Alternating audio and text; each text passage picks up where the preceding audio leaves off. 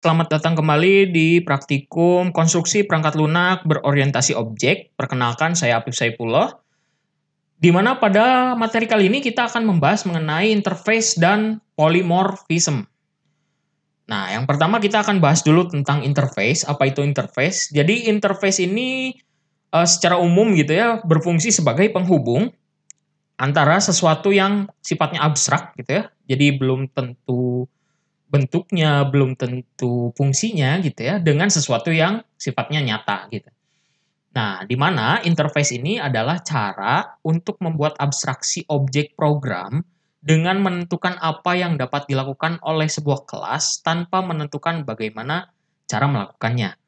Nah, di mana dari penjelasan tersebut kita bisa tarik kesimpulan bahwa interface ini hanya memiliki deklarasi metode gitu, tanpa implementasi dan memiliki atribut, namun dia didefinisikan final gitu ya. Nah, kemudian implementasi interface pada sebuah kelas itu kita bisa gunakan keyword implements. Di mana ya, kalau misalkan sebelumnya konsep inheritance itu kita menggunakan extends ya. Nah, di interface kita menggunakan implements. Nah, kemudian interface itu kita bisa gunakan lebih dari satu gitu ya pada satu buah kelas gitu. Nggak kayak konsep inheritance. Kalau inheritance itu ya satu kelas itu cuman bisa punya satu induk gitu ya, atau kelas parent.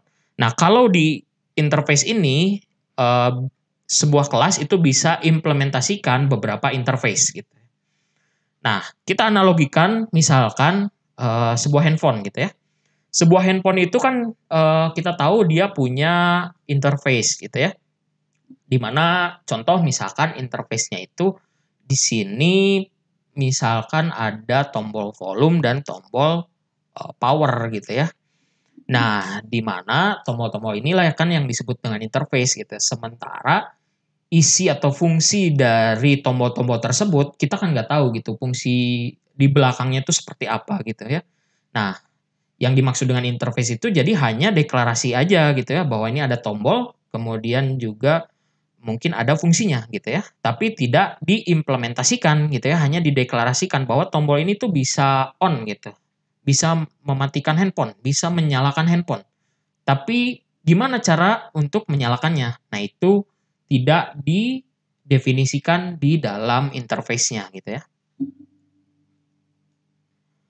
Nah, di mana kita tahu mungkin banyak sekali merek-merek handphone ya yang tersebar di dunia ini gitu ya.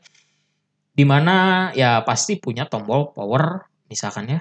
Nah, namun kita nggak tahu gitu kalau misalkan ditekan lama power itu gitu ya. Misalkan di HPA gitu ya. Di HPA tombol tersebut ditekan lama itu akan otomatis mati. Tapi di HP yang B misalkan gitu ya, ketika tombol tersebut ditekan secara lama gitu ya, nah tombol tersebut akan memunculkan pop out gitu ya. Apakah akan merestart, apakah akan mematikan handphonenya misalkan gitu ya.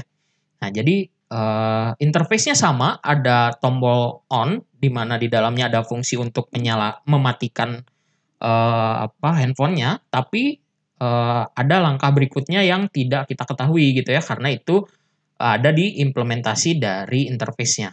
Nah, ini ada contohnya ketika kita akan mendeklarasikan sebuah interface ya. Kita bikin sebuah interface namanya con di sini ya. Kemudian di sini ada atribut yang dideklarasikan di mana dia sifatnya final ya. Bisa kelihatan dari nama atributnya ditulis dengan menggunakan huruf kapital semua. Nah, di sini ada integer max volume sama dengan 100 dan juga integer min volume sama dengan 0. Kemudian dia mendeklarasikan beberapa metode di mana yang pertama ada power on, power off, kemudian ada volume up, kemudian volume down. Nah, di sini kita lihat hanya dideklarasikan saja. Dia tidak diimplementasi gitu ya. Kita lihat tidak ada fungsi apapun di dalamnya gitu ya, tidak mereturn apapun di dalamnya. Gitu ya. Nah, kemudian untuk mengimplementasi dari interface tersebut kita buat satu buah kelas namanya Samsung misalkan gitu ya. Nah, kemudian dia mengimplementasikan interface font tersebut gitu ya. di mana di dalam Samsung ini ada atribut volume, ada atribut is power on ya. Kemudian dia punya konstruktor, di mana di sini dia ngeset bahwa volumenya 50 misalkan gitu ya. Nah, di sini kemudian dia akan mengimplementasikan metode yang ada di dalam interface phone ini gitu ya. Di mana dia di sini add override. Nah, di sini ditandai dengan add override ya. Berarti dia ngambil metode punyanya interface phone gitu ya. Di sini add override public void power on ya. Sama tuh ya, nama metodenya sama dengan yang ada di dalam interface phone. Kemudian dia implementasi dan dia masukkan fungsi di dalamnya gitu ya. Is power on sama dengan true. Kemudian misalkan juga bisa di situ misalkan sistem out print line Android version 29, kemudian biasanya kalau HP Samsung juga ada tulisannya misalkan sistem out print line Samsung gitu ya. Nah, mungkin kalau handphonenya Xiaomi itu dalamnya beda gitu ya. Mungkin sistem out print line Android version 30 misalkan. Kemudian sistem out print line Xiaomi gitu ya. Nah, itu kan sudah berbeda gitu ya dari dari behavior atau perilaku yang ada di dalam metode tersebut. Nah, itu contoh penggunaan interface. Nah, kemudian yang kedua ada konsep polymorphism. Jadi, polymorph ini mengacu pada kemampuan dari dua atau lebih objek yang berbeda kelas untuk merespon pada pesan, di mana pesannya ini adalah pemanggilan metode gitu ya, yang sama persis dengan cara yang spesifik sesuai kelasnya. Jadi polimorfisme dalam Object Oriented Programming ya atau OOP ini adalah prinsip di mana kelas dapat memiliki banyak bentuk, metode yang berbeda-beda meskipun namanya sama. Bentuk di sini itu dapat kita artikan isinya berbeda, parameternya bisa beda juga, dan tipe datanya juga berbeda. Nah, polimorfisme dalam Java itu ada dua macam. Yang pertama ada static polymorphism atau disebutnya overloading, dan juga ada yang dinamakan dynamic polymorphism atau overriding. Tadi sebelumnya di interface kita udah bahas tentang overriding ya. Tapi kita akan pelajari lebih lanjut. Yang pertama kita bahas dulu tentang overloading. Jadi overloading ini adalah sebuah metode yang mana terjadi pada sebuah kelas yang memiliki nama metode yang sama, tapi memiliki parameter dan tipe data yang mungkin berbeda gitu ya. Nah, di sini contohnya ada kelas lingkaran gitu ya. Kita tahu untuk menghitung luas lingkaran itu ada dua cara ya. Yang pertama ada math.p kali r ya. Jadi p dikali jari-jari dikali jari-jari atau 1/4 pi ya dikali diameter gitu ya. Nah, di sini bisa ada dua cara. Nah, di sini ditandakan dengan dibedakan menggunakan tipe data yang berbeda gitu ya. Yang satu itu menggunakan float, yang satu menggunakan double. Sebetulnya kalau tipe datanya sama, misalkan dua-duanya integer, itu kan nggak boleh ya, pasti error. Gitu. Integer luas, pasti error. Karena harus hanya satu gitu. Tapi dengan konsep polymorphism ini, kita bisa menerapkan overloading. Syaratnya apa? Ya tipe datanya harus beda. Atau parameternya yang beda gitu ya. Nah, di sini parameternya beda itu di sini kalau sebelumnya kita menggunakan math.p ya, itu bawaan dari Java-nya ya untuk mencari nilai pi. Kita masukin nih kalau yang di fungsi paling terakhir itu kita memasukkan pi-nya gitu ya. Jadi ada dua buah parameter. Nah, ini bisa gitu ya. Kalau misalkan sama hanya satu parameter itu pasti error. Kemudian ada konsep overriding. Tadi ya, konsep overriding ini kita gunakan di interface ya. Tapi juga bisa kita gunakan dalam pewarisan gitu ya. Jadi polymorphism dinamis biasanya terjadi saat kita menggunakan pewarisan atau inheritance dan implementasi interface. Nah, pada konsep pewarisan, ini contohnya class child akan memiliki nama metode yang sama, tapi isi dan parameternya bisa berbeda dari kelas induk gitu ya, atau kelas parent. Contoh, saya punya kelas bangun datar gitu ya, di mana di dalamnya ada fungsi yaitu luas dan keliling. Di mana dalam fungsi tersebut ada mengeluarkan output yaitu menghitung luas bangun datar, namun di return 0 gitu. Nah, kemudian ada fungsi yang kedua yaitu keliling, tipenya float, di mana di sini dia menghitung keliling bangun datar, return-nya 0. Oke, nah selanjutnya misalkan di sini saya punya kelas ya, yaitu persegi, dia extends berarti dia adalah child dari bangun datar gitu ya. Di sini dia punya atribut sisi ya.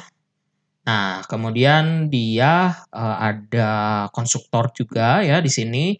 Nah, kemudian kita perhatikan di sini ada add override public float luas. Nah, di sini dia menandakan bahwa float luas ini adalah metode punyanya dari bangun datar gitu ya. Tapi dia pakai di sini gitu ya. Kemudian isinya itu dia ganti gitu ya. Jadi return this.cc kali this.cc gitu. Jadi sebelumnya itu kan kalau di bangun datar dia returnnya 0, sekarang dia mengoverride gitu ya metode yang ada di dalam bangun datar tersebut ya diganti dengan metode yang ada di dalam persegi yang mana returnnya menjadi sisi dikali sisi gitu ya untuk menghitung luas gitu kan. Sama untuk keliling pun gitu ya. Dia mereturn jadi sisi kali 4. Nah, tadi adalah contoh untuk penggunaan interface dan juga polymorphism gitu ya. Nah, selanjutnya untuk di Modo sendiri itu ada latihan untuk penerapan konsep interface dan polymorph ini gitu ya. Di mana latihan pertama ini katanya ditugaskan untuk membuat kelas program untuk menunjukkan konsep interface dan polymorph. Di mana domain yang digunakan untuk menunjukkan hal tersebut adalah domain transaksi perbankan, yaitu kartu dan mesin ATM. Kartu terdiri dari dua jenis, yaitu kartu ATM dan kartu kredit, di mana bisa digunakan untuk bertransaksi di mesin ATM. Kartu itu diibaratkan sebagai interface gitu ya, sebagai alat untuk melakukan validasi transaksi. Mesin ATM seharusnya tidak tahu menahu apa kartu yang digunakan untuk melakukan transaksi. Nah, interface kartu hanya berisi metode tanpa implementasi, di mana metodenya terdiri dari metode autentikasi dan encode. Metode autentikasi itu berfungsi untuk mengecek kebenaran nomor PIN kartu, sedangkan metode encode berfungsi untuk menambahkan kata lain ke dalam PIN. Nah, ini ada yang pertama, buatlah interface kartu ya. Di sini udah diperlihatkan gitu ya. Silahkan kalian tinggal copy aja gitu ya.